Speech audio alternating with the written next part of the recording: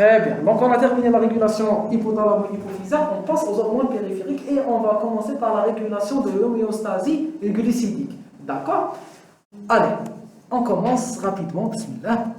Les voies métaboliques des glucides, des lipides et des protéines sont contrôlées de manière à fournir en permanence de l'énergie aux différents tissus et organes de notre organisme. C'est clair. J'utilise les protéines principalement pour synthétiser de la matière vivante et j'utilise les lipides et les glucides pour avoir de l'énergie. Les glucides pour avoir de l'énergie rapidement mobilisable et les lipides pour stocker de l'énergie. Ça, on le sait tout ça.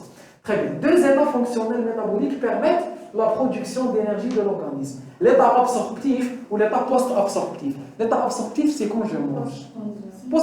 C'est l'état postprandial. Ou l'état post-absorptif, c'est l'état à distance du repas, ou là c'est l'état de jeûne. C'est l'état de jeûne. Donc, état où je mange, état où je ne mange pas. L'état post-absorptif ou l'état de jeûne, il est défini physiologiquement un peu différemment de ce que vous connaissez. Quel l'état de jeûne? C'est à partir de combien d'heures? Physiologiquement, c'est à partir de 24 heures. D'accord? Vous êtes resté 24 heures sans manger? Jamais. Essayez. Non, n'essayez pas. D'accord. L'état absorptif correspond à la période pendant laquelle les nutriments, glucides, lipides, protéines, gagnent la circulation sanguine à partir du tractus intestinal.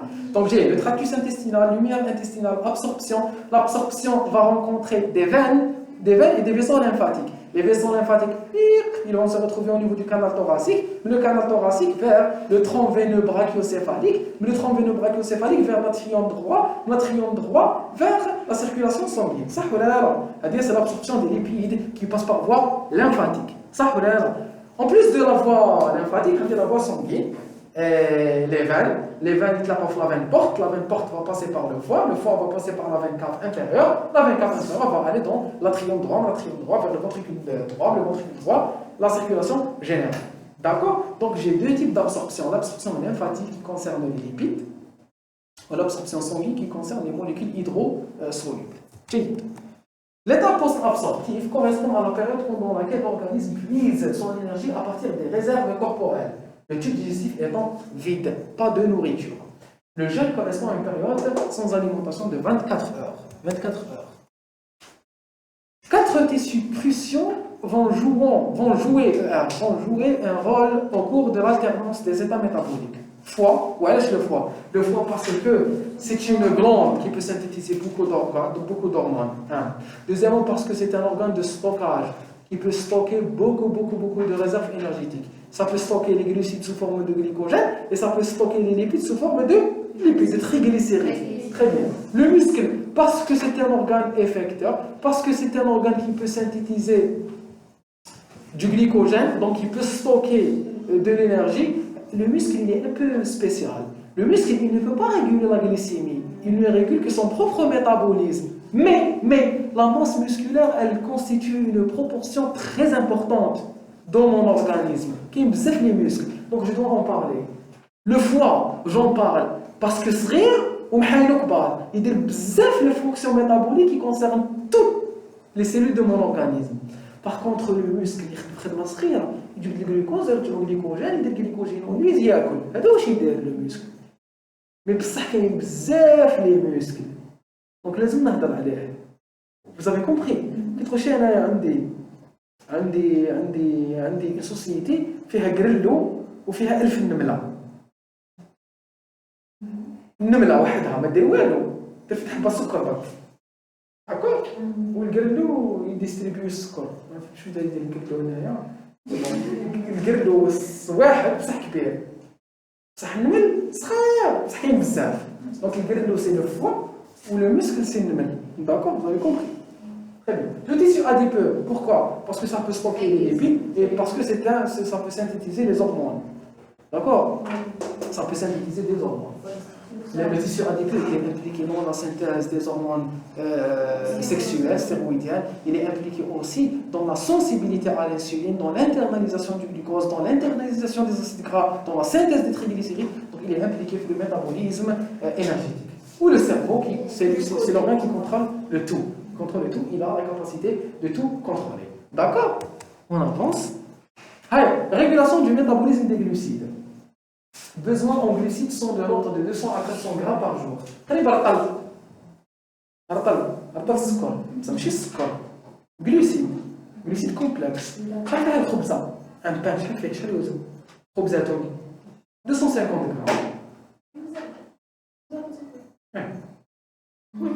غرام 4 خبزات كيلو داكور 4 خبزات يوزنوا كيلو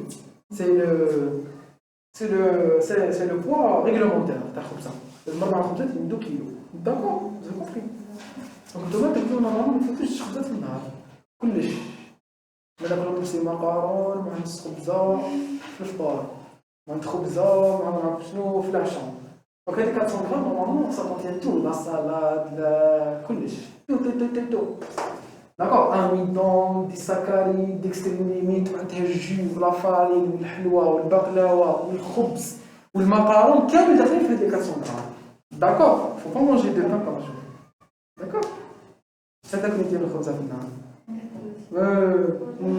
tous les Algériens mangent du pain. Non, d'accord. Vous êtes une population exceptionnelle.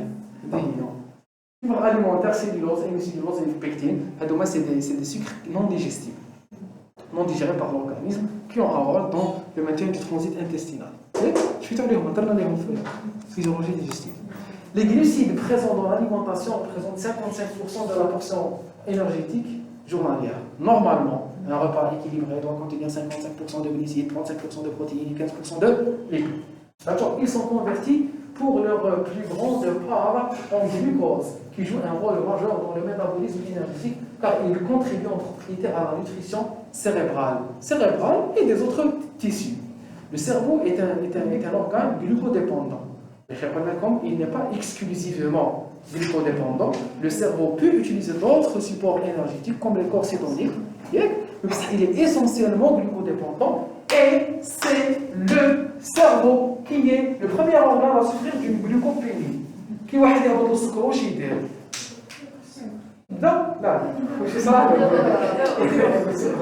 Merci. Il dort. Comme chidel, non. Je vais vous dire ça. C'est de ma faute, je suis désolé. D'accord? Donc, Michel Sarado, il dort. Voilà, je pense qu'il y a une souffrance cérébrale. Il y a une souffrance cérébrale. Le cerveau est le premier organe à souffrir de cette hypoglycémie. Très bien, très bien. Les cellules sanguines, médulaires rénales, de la rétine et le cerveau utilisent le glucose dans la glycolyse. Ils sont non insulino-dépendants. Attention, il y a des organes. هنا خاص تكتبوا واحد لا كونتراديكسيون شفتهم في الجروب تاعكم يضربوا عليها ودوكا وليت دي فوا وليت فيسبوك خصاتو اون فونكسيوناليتي سي لو كومونتير فوكال عبوا زوجنا داكور سي تري امبورطون لو كان يديروها وليت ما نقدرش نكتب هذوك لي باراغراف طوال ما نقدرش هاي vous allez voir pourquoi ما نقدرش نكتبها regardez les cellules sanguines l'érythrocyte, d'accord? Médulaire rénale, je m'appelle médulaire rénale, en profondeur du rein. Attention, c'est des cellules qui souffrent beaucoup de l'hypoglycémie. D'ailleurs, les cellules médulaires rénales, c'est les premières cellules, en cas d'ischémie rénale, c'est les premières cellules qui se nécrosent, les motos.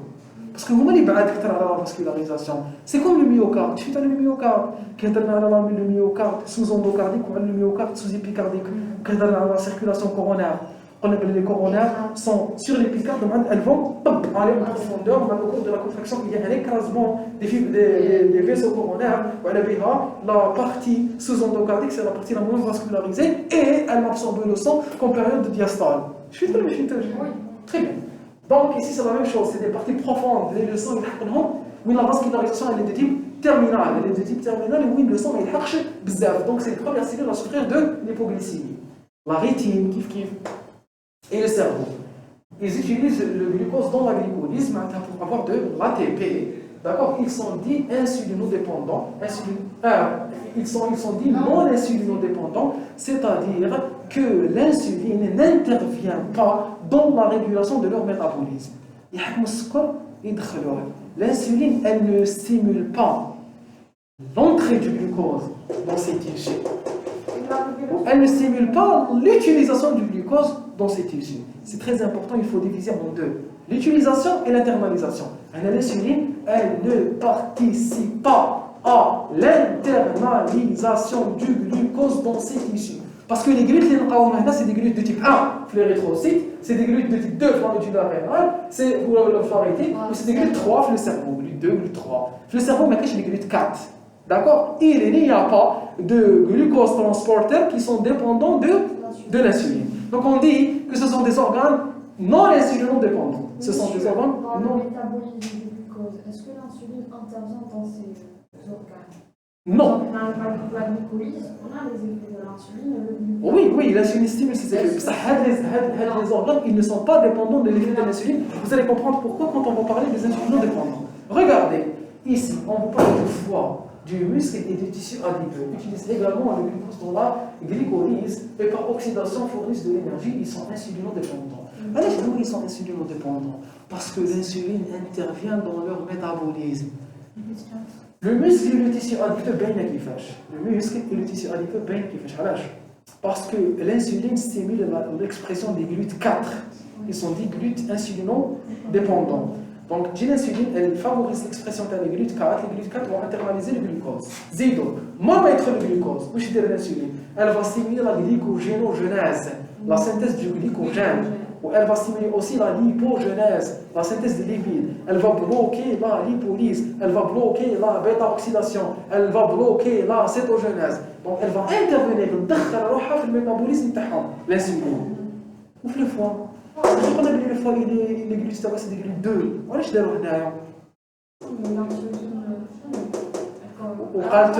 le problème dans le commentaire, le foie normalement non, il n'est pas insulinodépendant. Est-ce que le foie est un organe insulinodépendant?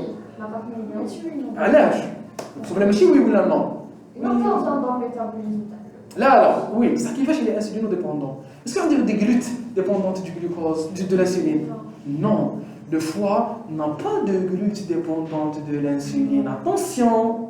Normalement, je ne dis pas ça. Ça qu'on appelle insulinodépendant. Parce que l'insuline n'intervient pas dans l'internalisation du glucose. Elle intervient dans son métabolisme. L'insuline stimule la glycokinase. L'insuline stimule la glycokinase, qui est la première composante de phosphorylation du glucose. Une fois le glucose est phosphorylé à l'intérieur de la cellule hépatique, il va subir une phosphorylation. La phosphorylation du glucose se fait par deux hormones, l'exokinase et la glucokinase. L'exokinase, on la retrouve, elle est ubiquitaire, on la retrouve dans le muscle, dans le tissu adipeux, dans tous les muscles de l'organisme. Alors que la glucokinase, on ne la retrouve que dans le foie et dans le pancréas. Elle est pancréatique et hépatique. La glucokinase, elle est stimulée par l'insuline. La glucokinase, elle est stimulée par l'insuline. Pourquoi elle est stimulée par l'insuline? Parce que le foie, le glucose litre derrière le foie, c'est un glucose en postprandial.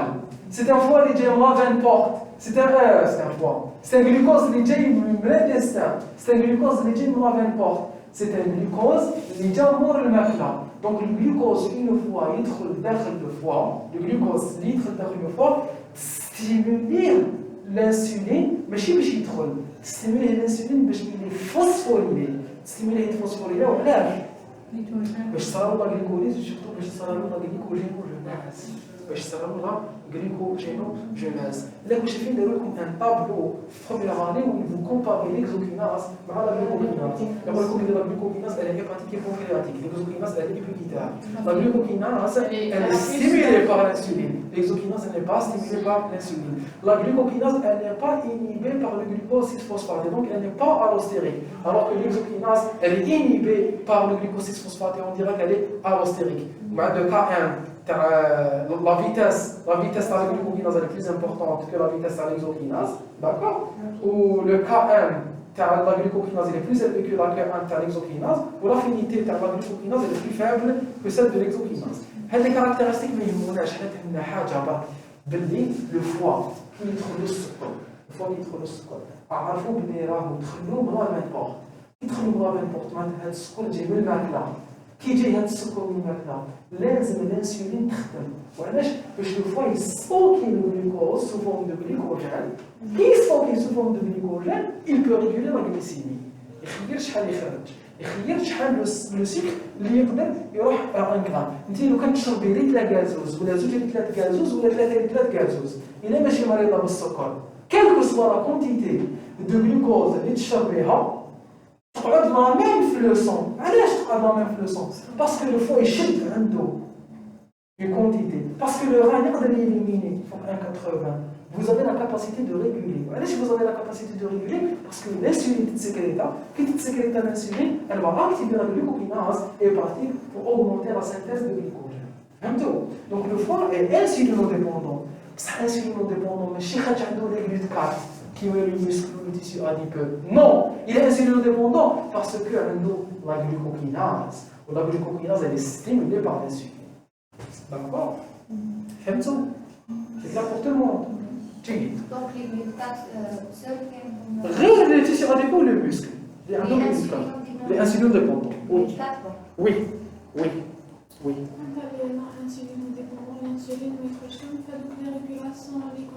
Oui, voilà.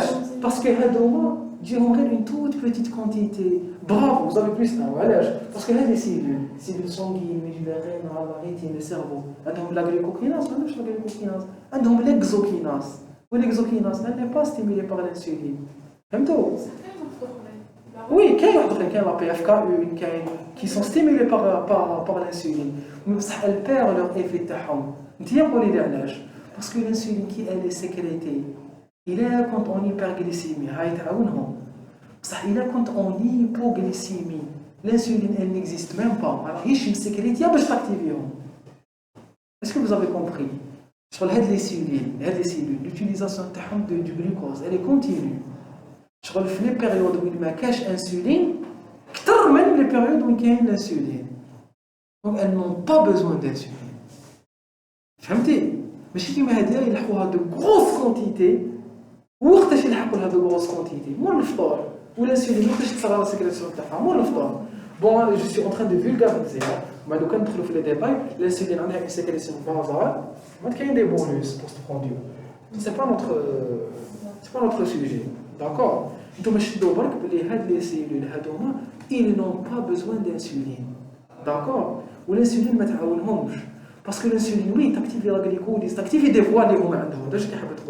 T'active la glycolyse, t'active des voies les hommes. Mais les voies, elles sont surtout dangereuses pour elles.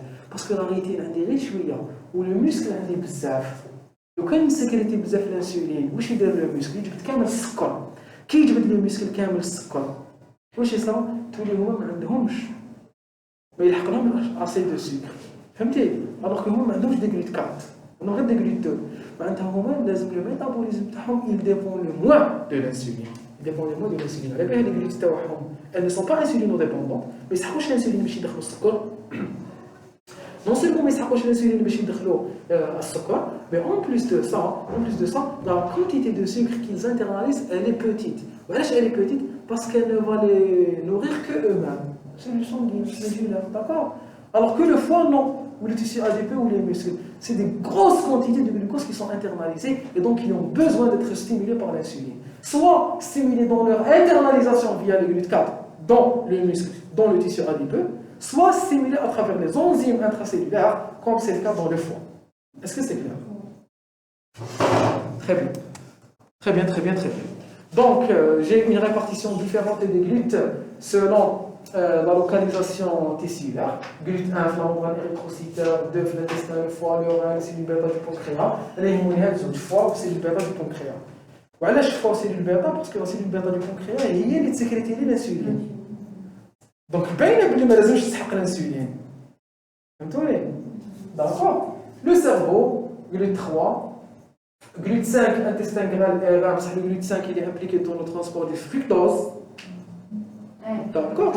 Le GLUT5 il transporte du fructose, il ne transporte pas de glucose. Ou le GLUT4, c'est un GLUT qui est insulinodépendant, il travaille surtout le muscle ou le tissu adipeux. À ce niveau, le GLUT4, l'entrée du glucose est étroitement contrôlée par l'insuline. Un contrôle étroit de l'homéostasie glucidique est assuré par des hormones, l'insuline et le glucagon, exerçant des effets antagonistes sur le métabolisme des glucides et des lipides. En général, on parle insuline, glucagon, on parle insuline et les autres hormones. Dans le chef de file et le glucagon. Yeah. régulation du métabolisme des glucides. La glycolyse. C'est quoi la glycolyse? La glycolyse, c'est l'ensemble des phénomènes, des 10 étapes qui suivent l'entrée du glucose à l'intérieur de la cellule. C'est l'ensemble d'étapes. L'épéron, ça la transformation du glucose en deux molécules de pyruvate. Glucose 6-phosphate, fructose 6-phosphate, fructose 1,6-biphosphate, يتقسم en GAP et DHAP. DHAP عاود من GAP، مع glycérol 3-phosphate، glycérol 3-biphosphate، مع 2-phosphate، مع PEP, phosphoénolpyruvate، مع pyruvate. L'essentiel, chaque molécule de glucose, elle va me donner de pyruvate. Là, c'est مازال سيد دروك، ما تصير لهم décarboxylation oxydative باش يولي acétyl-CoA. باش acétyl-CoA Deux acétyl-CoA par molécule de... Là, une molécule d'acétyl-CoA par pyruvate. D'accord. Deux acétyl-CoA par molécule de glucose. Donc le glucose fait 6 ans. C'est le réseau. Tu me dis que le pyruvate fait 3 ans. L'acétyl-CoA fait les autres. Donc le pyruvate, ça donne une décarboxylation. On trouve le CO2. Qui trouve le CO2, c'est 1 acétyl. Bravo. Donc c'est la première étape de la dégradation du glucose. Voie anaérobie, elle n'a pas besoin d'oxygène et elle se passe au niveau du cytosol, en dehors de la mitochondrie. Formation de 2 molécules de pyruvate. Merci. Source d'énergie sous forme d'ATP dans de nombreux tissus. Parce que la glycolyse, tu mets 2 ATP. Et tu me dis, ça consomme les autres. Donc le bilan final de la glycolyse, c'est plus de ATP. Et donc les plus de ATP, la cellule peut les utiliser. Qui est le globule rouge. Le globule rouge, il a une mitochondrie. Puisque ما عندوش ميتوكوندري ما يعيش غير بلي دو زاتيبي تاع لا غليكوليز ما يقدرش يدير لا شين ريسبيراتوار والحاله دونك يعيش غير بلي دو زاتيبي تاع لا غليكوليز utilisé dans le foie et le tissu adipeux pour la biosynthèse des acides gras. Voilà, parce qu'elle donne des intermédiaires, elle donne le glycérol 3-phosphate. Le glycérol 3-phosphate, je peux le faire sortir du métabolisme glucidique pour l'envoyer vers le métabolisme des lipides. Glycérol, il fait les acides gras, il est triglycérides. D'accord? Très bien. Néoglycogénèse, c'est un peu l'inverse. Il ne faut jamais dire ça. Il ne faut jamais dire que la glycolyse, c'est l'inverse de la néoglycogénèse. La néoglycogénèse, c'est l'ensemble des phénomènes qui permettent la synthèse de glucose à partir de molécules non glucidiques. Chaque étape fait 11 étapes. 11 étapes, alors que la glycolyse fait 10. Voilà 11 étapes, parce que la dernière étape, la transformation du phosphoénol pyruvate en pyruvate, ما نقدرش نديرها. Voilà parce que l'enzyme اللي c'est une enzyme irréversible. C'est la pyruvate kinase. هذيك la pyruvate kinase c'est une enzyme irréversible, donc je dois la chanter. كيفاش نشنتيها؟ بالpyruvate, je vais passer à l'oxaloacétate, de l'oxaloacétate, je vais remonter vers le phosphoénol pyruvate.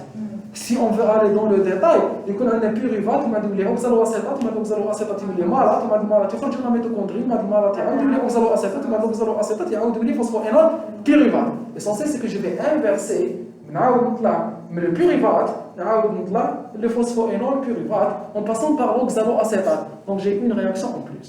D'accord? La néoglycogénèse, elle est réalisée au niveau de deux tissus, le foie et le rein. 90% au niveau du foie, 10% au niveau du rein. Elle est régulée de façon exactement antagoniste par rapport à la néoglycogénèse. Donc,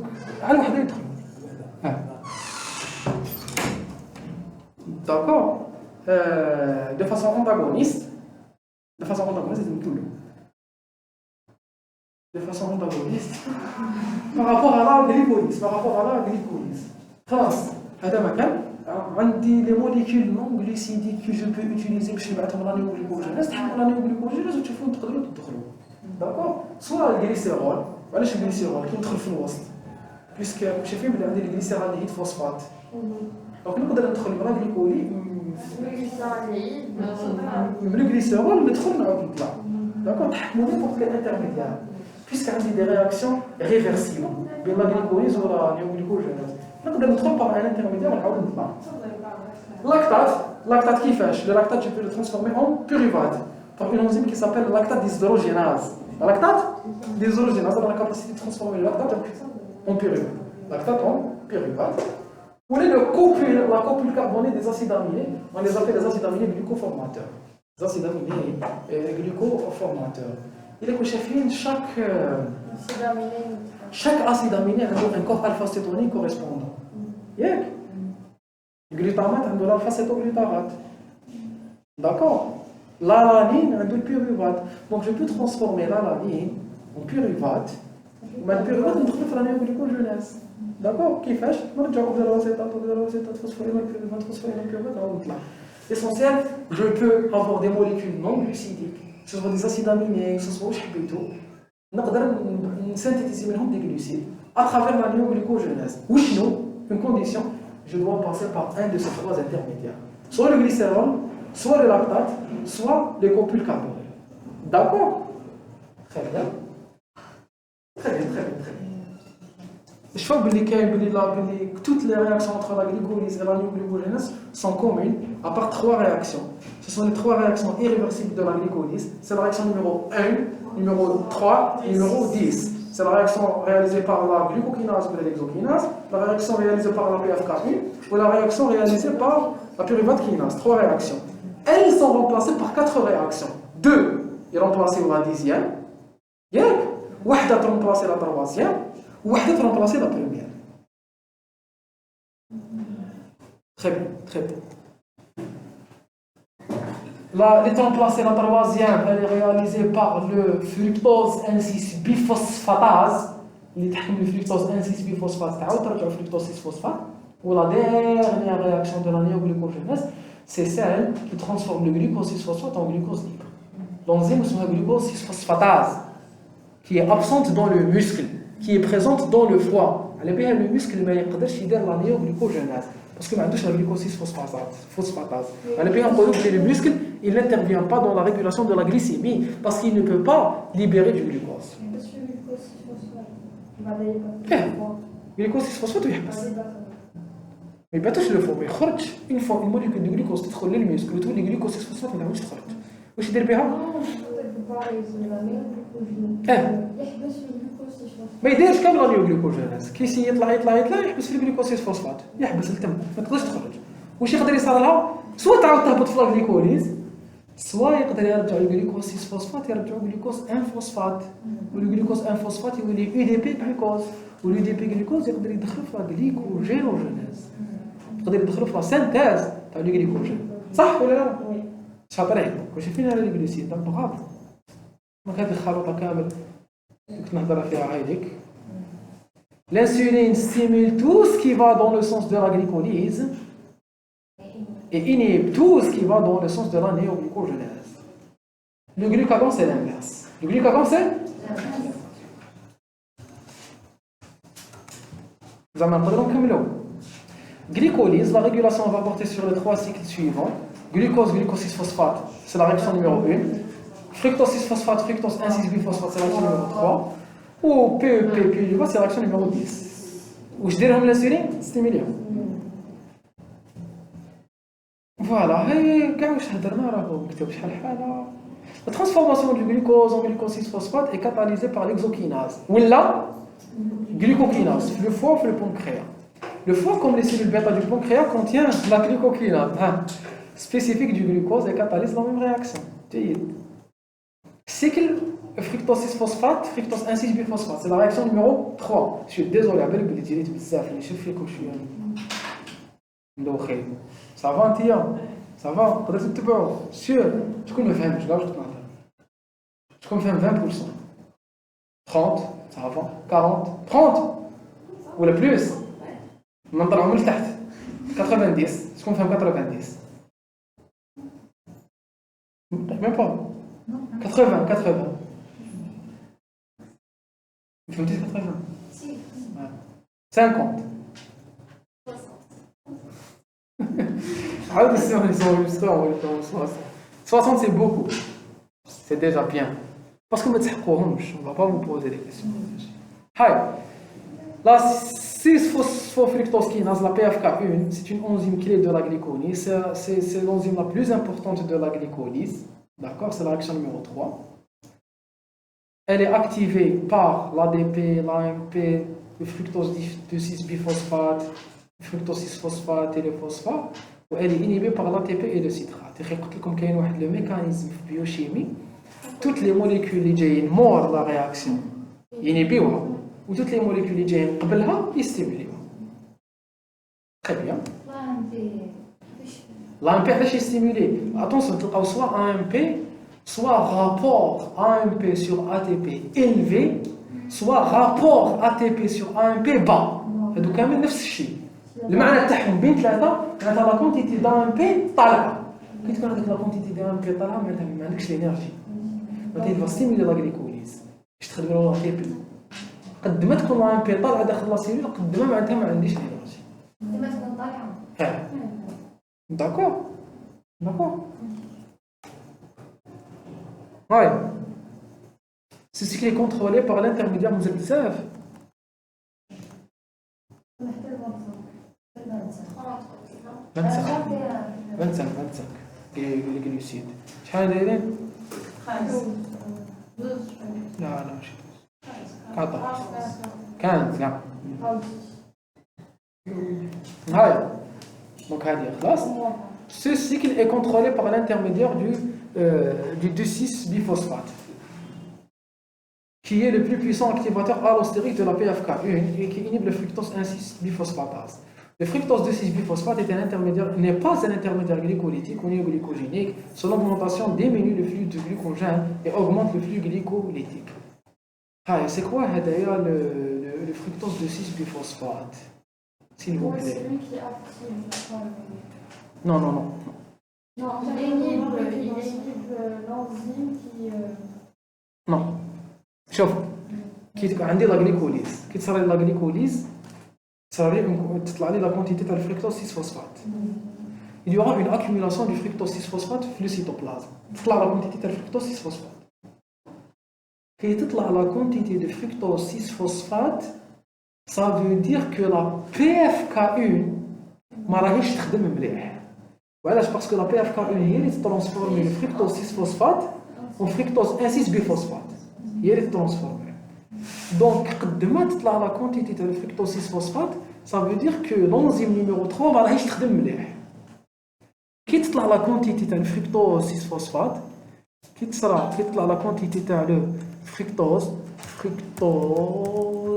6 فوسفات كي لا كونتيتي تاعو تطلع واش يدير؟ في عود ما يولي فركتوز 1,6 بيفوسفات بعد ما يولي 1 بيفوسفات il sera هذه تولي ما تكفيش ولا كونتيتي تاع الفركتوز 1,6 بيفوسفات تطلع بزاف كي تطلع il sera chanté vers une autre voie يولي فركتوز 2,6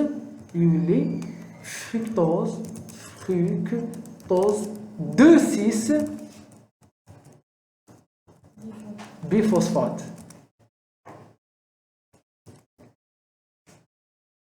كي تطلع لا واسمها لا بي اف كا 2 اللي دير هذه اسمها بي اف كا 1 اللي دير هذه اسمها بي اف كا 2 كي تطلع لا كونتيتي تاع الفركتوز 1,6 بيفوسفات يجي لا هذا فركتوز 2,6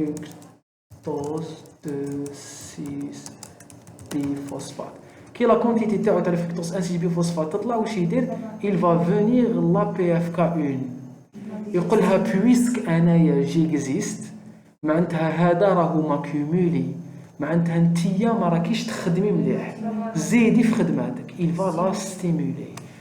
Le fructose 2,6-biphosphate est le plus puissant stimulateur de la PFK1 allostérique.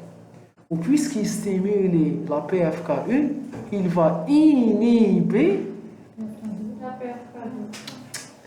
inhiber l'enzyme correspondante à la néoglycogénèse. La fructose 1,6-biphosphatase, qui est responsable de la transformation du fructose 1,6-biphosphate en fructose 6-phosphate. D'accord? Donc il va stimuler la PFK1 et inhiber la biphosphatase.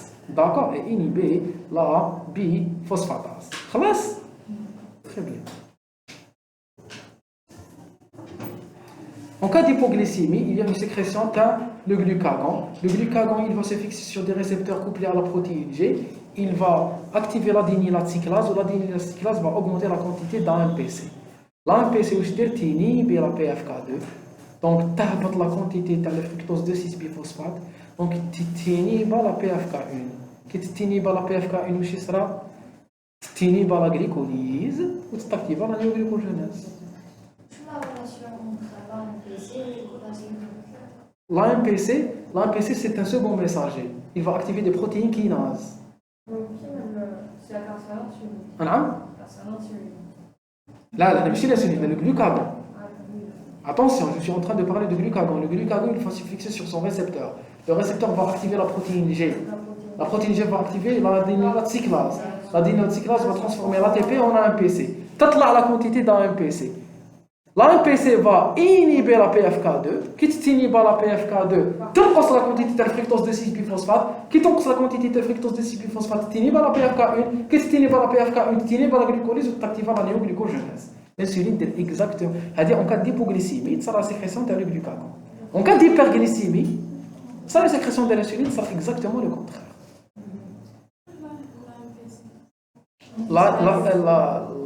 L'AMP cyclique. C'est un second messager. L'ATP, l'adénylate cyclase, une enzyme membranaire, elle va le transformer en AMPC. Là, justement, attention, bravo. L'AMP, c'est un substrat énergétique. L'AMPC, non. L'AMPC, c'est un messager, c'est une molécule de signalisation. Là, il est cyclique. C'est maintenant cyclique. Il ne veut pas exprimer une fonction énergétique qui m'a l'AMP. Mais regardez, je vais l'utiliser pour synthétiser l'ATP. D'accord? Très bien. C'est une remarque pertinente. Bravo. L'AMPC, considérons qu'il va PK, c'est n'importe quelle molécule de signalisation. Ce n'est pas une molécule énergétique, l'AMPC. Très bien. Cycle phosphoénol pyruvate. La pyruvate kinase, phosphorylée par une protéine kinase en présence d'hormones, augmente le taux d'AMPC et inactive sous cette forme. La pyruvate kinase, c'est l'enzyme de la 10e réaction. واش تجي le glucagon يactiver هذا الجلوكاغون يactiver le récepteur تاعو يactiver la protéine G. La protéine G active l'adénylate cyclase. L'adénylate cyclase طلع la quantité d'AMPC. L'AMPC active une protéine kinase. La protéine kinase va phosphoryler la pyruvate kinase. Elle sera inactive. S'il vous plaît, est-ce que فهمتوا؟ نعاود. S'il vous plaît. أنا عندي le glucagon. Le glucagon, il va se fixer sur son récepteur. Quand il se fixe sur son récepteur, il va activer l'adénylate cyclase. L'adénylate cyclase va activer l'AMPC. Elle va transformer l'ATP en AMPC. L'AMPC va activer une enzyme. C'est la protéine kinase, une PK. Protéine kinase. La protéine kinase va phosphoryler la pyruvate kinase. Qu'est-ce qui phosphoryle la pyruvate kinase? Elle va devenir inactive. Donc le glucagon, il va inactiver la 10e réaction de la glycolyse. Donc il va inhiber la glycolyse et activer la néoglycogénèse. L'axe, la néoglycogénèse, l'AMPC, dont la concentration augmente sous l'influence du glucagon, voilà, je pense que le glucagon va activer l'adénylate cyclase. Joue un rôle régulateur en modulant l'activité ou le taux de certaines enzymes. La régulation va porter sur le taux de glucose 6-phosphatase, il va activer la glucose 6-phosphatase. La glucose 6-phosphatase, elle va transformer le glucose 6-phosphate en glucose. C'est l'inverse à l'exokinase. Donc il va l'activer.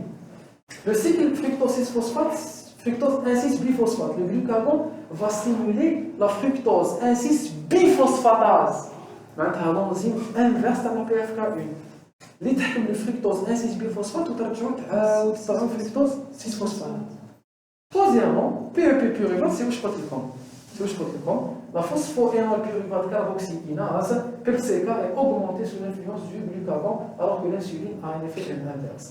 D'ailleurs, il va activer la réaction inverse. La PEPCK, c'est l'hormone qui est responsable de la transformation du pyruvate en oxaloacétate et l'oxaloacétate en PEP. D'accord?